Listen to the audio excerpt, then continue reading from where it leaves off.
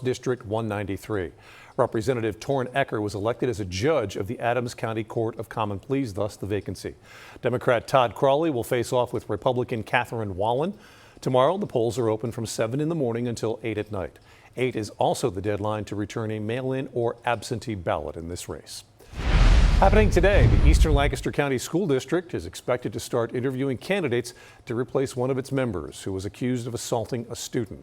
Former board member and lacrosse coach Brian Naranjo resigned last month after a student lacrosse player at Garden Spot High School accused him of hitting the back of his helmet with a stick. We're told that at least 10 people have applied for this open position. Ousted Venezuelan leader Nicolas Maduro and his wife have their request to dismiss their U.S. criminal case denied. Maduro's lawyer asked federal prosecutors to toss the indictment, saying the Trump administration was blocking Venezuelan government funds needed to pay for their legal defense. That request was denied this weekend. Maduro and his wife were captured back in January and taken to the U.S. to face several charges, including narco-terrorism conspiracy. Maduro and Flores have pled not guilty to all counts. And as oil prices rise, the president pitching new solutions to attempt to allow oil ships to pass through the Strait of Hormuz. That's where 20% of the world's oil supply travels through. News 8's Rachel Hersheimer has more on this from our Washington bureau. If the Strait of Hormuz remains threatened, it could ultimately lead to higher prices for everyone here in the United States. That's why this weekend, President Trump asked other countries to protect this trading artery. We are talking to other countries about working with us for the policing of the strait. And I think we're getting good results. If we do, that's great. And if we don't, that's great. President Trump told reporters last night he's spoken with about 7 countries regarding patrolling the straits, but he would not actually say which countries are open to helping. And even though the U.S. gets a small fraction of its oil from the Persian Gulf, there is a domino effect that happens when the global oil market is impacted. And we are seeing this play out right now at the pumps. AAA reports regular gas is up to $3.72. That's about a 24% increase compared to when the war started. On Sunday, Energy Secretary Chris Wright said when the war in Iran ends, that is when we will see gas prices drop. It's not just gas prices that will continue to increase as the war drags on. Economists predict this could add pressure to airlines to raise their ticket prices. Retail prices could also increase. And ride-sharing services like Uber and Lyft could start adding a temporary fueling fee to help their drivers. In Washington, Rachel Hersheimer, WGAL News 8.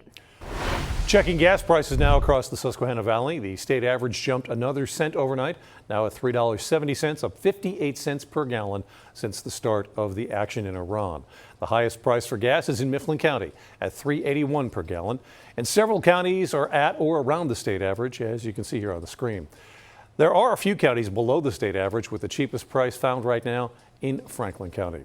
Today, oil prices are down. Crude futures dropping to the low of $90 a barrel this morning from a high of near $100 a barrel earlier.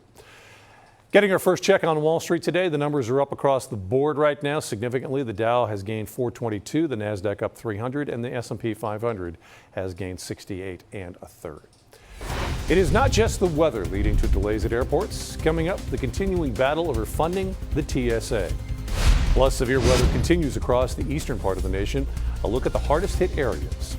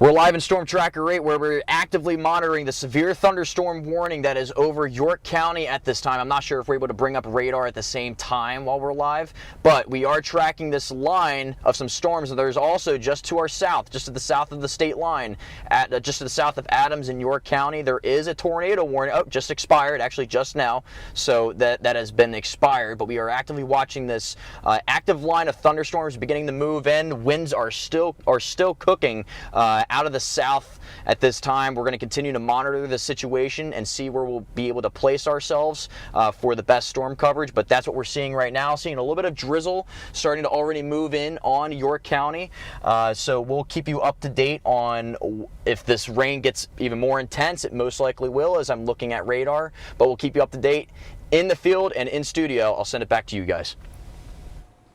Thanks, Ryan. And we have a tornado watch in effect for the entire Susquehanna Valley here until 7 o'clock this evening. So, folks, you basically just want to be weather aware at this point. Have a way to get those alerts should they be issued. We are seeing thunderstorms now approach our southern counties here. Let me show you on Storm Team Live Radar Network. We currently have 2 warnings in our area here. This one in Chambersburg is actually about to expire within the next couple of minutes as the storm is now pushing into Cumberland County. Heavy rain in Carlisle. Harrisburg, it's about to downpour for you if it's not already. We're also watching this storm that's in eastern Adams County and also western York County. This one goes till 12:30. It does have a tornado possible tag, which means the National Weather Service is watching rotation in the storm, and which could prompt a tornado warning. So just want to keep an update with these storms as we go through the afternoon, as a very potent cold front is moving through not just our area, but you can see a lot of warnings all the way down into Virginia here, and the entire East Coast is dealing with this system as it rolls on through. Behind the cold front, temperatures crash. I mean, you could see all that snow back by Cincinnati and other places there in parts of the Tennessee River Valley. And believe it or not, within 12 hours, we could see a little bit of snow here in the Susquehanna Valley. This thing is a strong front that comes on through. But for the severe weather portion, so severe thunderstorm portion, now until about 9 p.m. is what you are going to need to be on the lookout for. Strong to severe storms, with some of them, unfortunately, could be on the intense side and produce strong wind gusts up to 70 miles per hour. Regardless if we get storms, it's going to be windy, so it's not going to take much for us to get over those thresholds as we go into the afternoon. The greatest threat is the strong damaging wind gusts. We are also watching for the possibility of a couple of tornadoes, heavy rain, and large hail is a possibility, but that's the lowest threat out of everything. An enhanced risk, or a level 3 out of 5 for the entire Susquehanna Valley right now. This happens about 5 or 6 times a year in the Pennsylvania. So it's not unprecedented, but it is something to take serious across our area. Like I said, these storms are able to pack quite a punch as they roll on through. We're already seeing the warnings across parts of our area, and we want to keep you updated and keep an eye out as we go through the rest of the afternoon. So what you can expect is more storms as we go through the next couple of hours. Now until about sunset is really where we need to watch for the tornado potential, and then the damaging winds is going to be a little bit after that as the cold front comes through. It's actually possible that some of you do not get any damaging wind gusts until the front really does come through. It's going to be a very strong front, and it's going to knock our temperatures down as well very quickly. We're going to be going from 60s and 50s down to 30s, where we could see snow in a matter of a couple of hours. I mean, that's a strong front that's coming through here. Now, in terms of the snow for our area, we're looking at a coating, maybe a little more on the grassy surfaces. We don't expect there to be any impacts on the roadways. With temperatures in the 60s, it's obviously going to be kind of hard to stick here, but you will maybe see a little bit of that snow later on tonight if you're going to be up late.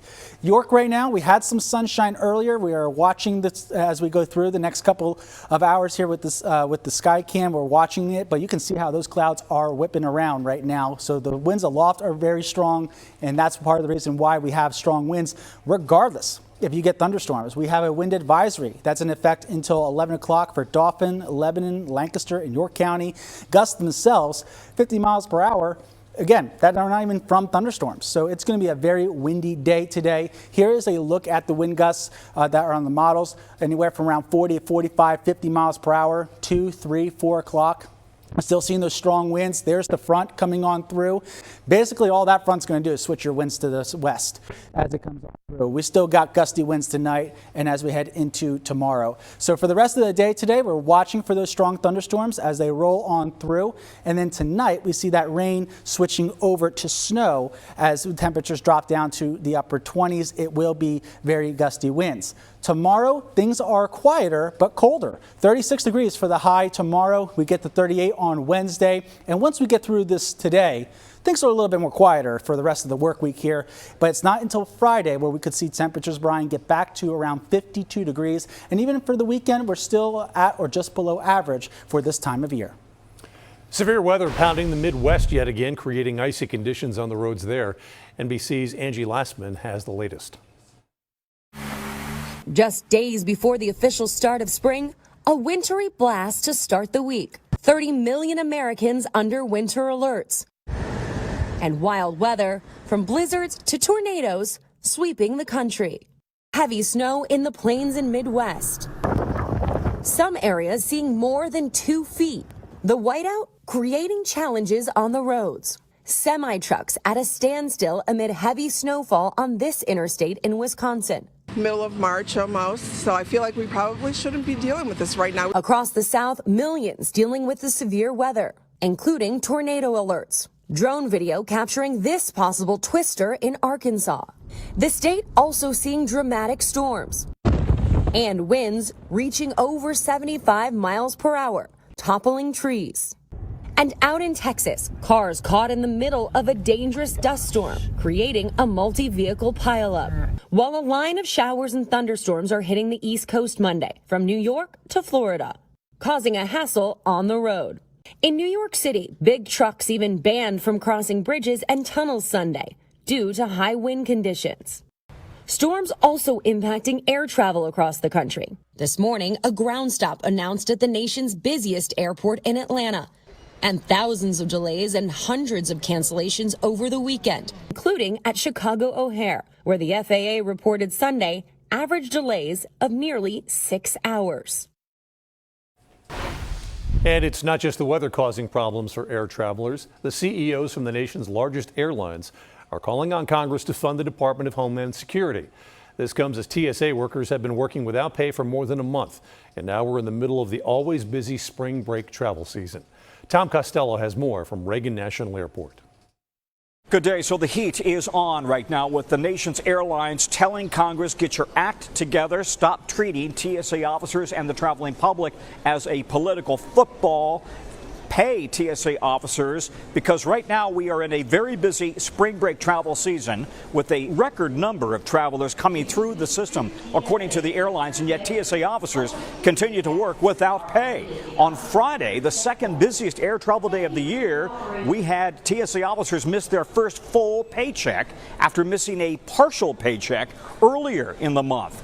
TSA officers remain on the job, but so far more than 300 have quit, and hundreds are calling out because of the fact that they need to work a second job just to make ends meet to put food on the table. Food banks are yet again opening up around the country to help TSA officers. On average, TSA officers start at $35,000 to $45,000 a year. A member of Congress starts at $174,000 a year. So right now, with many TSA officers struggling just to make ends meet and wondering when will they be made whole, it's coming as we are in this real heavy spring break travel season, made even more complicated by the weather that's impacting airport operations nationwide today. We can tell you that Republicans are blaming Democrats, Democrats are blaming Republicans, but in the words of one TSA officer, we're not red, we're not blue, we're red, white, and blue, and we're here to protect all Americans. Back to you. As spring approaches, projects are starting once again on the roads in the Susquehanna Valley. In Lancaster County, PennDOT says there will be rolling stops and lane restrictions this week on Route 222 near the interchange with Route 30. They say crews will install overhead sign structures. Work starts around 9 o'clock tonight and continues until 6 in the morning. It is set to continue through Friday of this week between Route 30 and the Landis Valley Road overpass. Also this week, the ramp from southbound Route 222 to westbound Route 30 that will close for paving from 9 Thursday night until 5 o'clock Friday morning. Street cleaning resumes tomorrow in York. Crews will be working from midnight to 6 in the morning. The city's reminding you to check the parking restriction signs to avoid any fines in York. Coming up next, a warning about AI, the group that may not want to take meal advice from artificial intelligence. Plus, a Costco recall over salmonella, the meal the chain says should be returned to the store.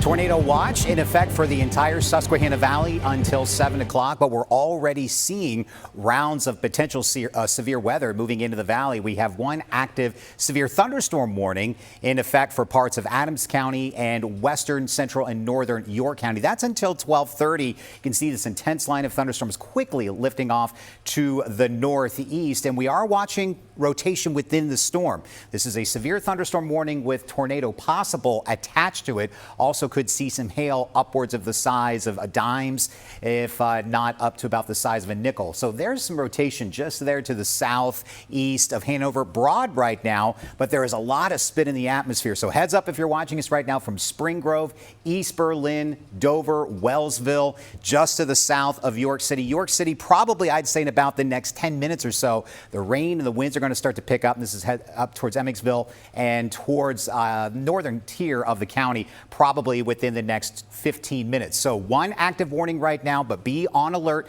as we go through the evening hours. About 9 to 10 o'clock is when we should start to see the conditions wind down. But notice we could end with a little bit of some snow as the colder air rushes on in. But despite the fact if we even see some snow coating the ground, it's not going to affect travel as temperatures will likely be above freezing. We'll talk about what you can expect for the rest of the week coming up in just a few minutes. Researchers say artificial intelligence is not very good at diet advice, especially for teens. The study looked at the type of meal plans chatbots give young people asking to lose weight. Researchers found the AI-generated tips resulted in 700 fewer calories per day than dietitians recommend. Chatbots also recommended meal plans with too few calories and carbs and too much protein and fat. Inadequate nutrition can be especially dangerous to teens since they are still growing. Costco is recalling a popular pre-made meatloaf meal kit because it could be contaminated with salmonella. The recall involves Costco's meatloaf with mashed Yukon potatoes and glaze. Excuse me. The meal kits were sold in nearly 30 states, including Pennsylvania. Consumers should return the meals to Costco for a full refund. New federal safety regulations are in effect for water beads. The popular toy is found in many homes and schools. If ingested, they pose a huge danger, and they have sent thousands of children to the hospital. Mandy Gaither has more on the new safety standard and what manufacturers now must do. They're colorful, fun to touch, and highly attractive to young hands. But if swallowed, water beads can quickly turn dangerous. Once they expand up, they can kind of look like a jelly bean or other round candy.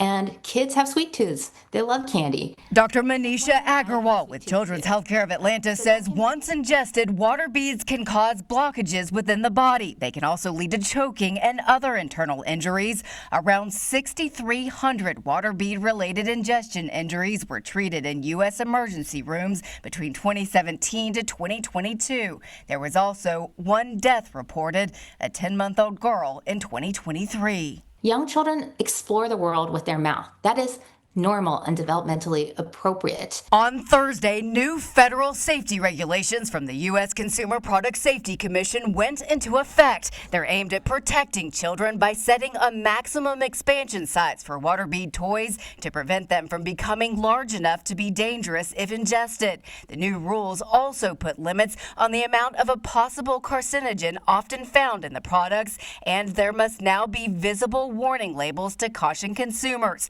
Officials say many of the water beads come from overseas. This new safety standard is going to give our port inspectors additional tools to interdict dangerous products before they can reach the American mainland. For Health Minute, I'm Mandy Gaither. Coming up on News 8 at noon, looking live from our Skycam network and Storm Tracker 8 on this alert day. The storm team tracking potential severe weather, including the possibility of tornadoes. The latest forecast is just minutes away.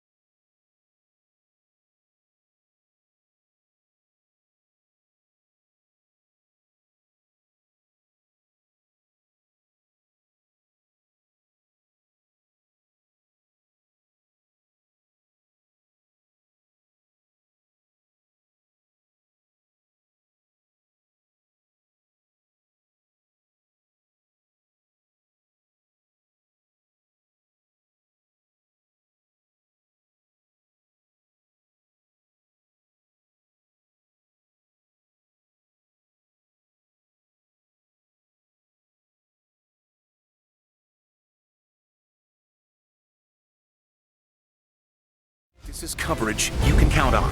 WGAL News 8 at noon continues. Giving you another look around the Susquehanna Valley from our Skycam network on this midday Monday. The storm team has made this an alert day, and meteorologist Ethan Houston and Mike Susko are double teaming this situation with what we all need to know right now. Gentlemen? Yeah, we've got an intense line of thunderstorms moving across the heart of the Susquehanna Valley right now. Everybody's under a tornado watch until 7 o'clock, but right now the biggest concern are these storms moving through, Mike. Yeah, right now we have that severe thunderstorm warning for parts of Dauphin, Lancaster, and York County, as well as Cumberland and Adams County till 1 o'clock. The main concern is straight line damaging wind gusts, but the National Weather Service is also monitoring some rotation within the storm. Harrisburg getting heavy rain at the moment.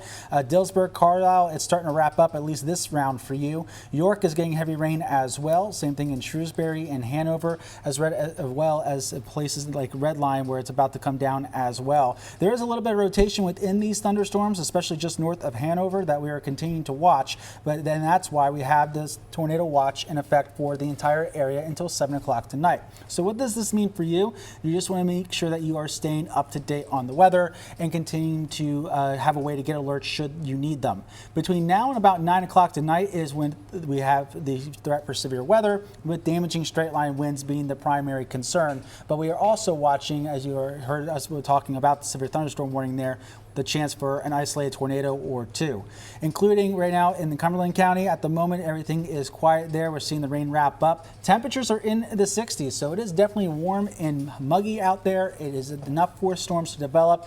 And then as we go through the rest of the night or afternoon into the evening, Ethan, we do have those storms coming through. But behind the cold front, not only is it windy, we could see some snow showers actually by midnight. Yeah, certainly the clash of the warm and the cold. And as it does wrap up, you could see some of those flakes flying. The good news is, even if you do see the snow, it's not likely going to impact travel. So that window that you really need to be weather aware is now until 9 o'clock.